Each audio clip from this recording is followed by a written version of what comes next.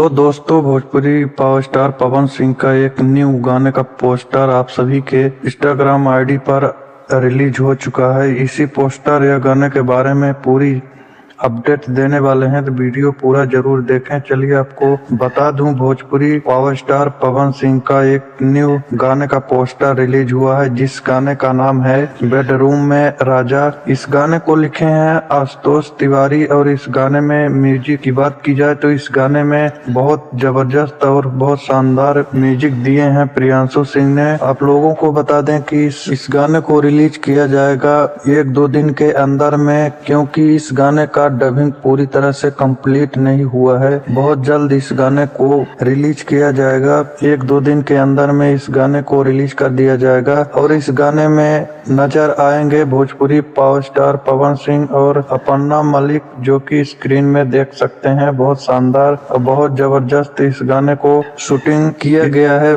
बहुत अच्छे लोकेशन पे इस गाने का शूटिंग हुआ है। आप लोग इस गाने को बीजीएम म्यूजिक के यूट्यूब चैनल पर जाकर परसों के दिन देख सकते हैं। बहुत शानदार, बहुत जबरदस्त इस गाने को बनाया गया है। अगर आप लोगों को यह खबर और वीडियो अच्छा लगा हो तो कमेंट सेक्शन में जरूर बताएं। वीडियो पसंद आए तो लाइक शेयर जरूर करें। धन्यवाद।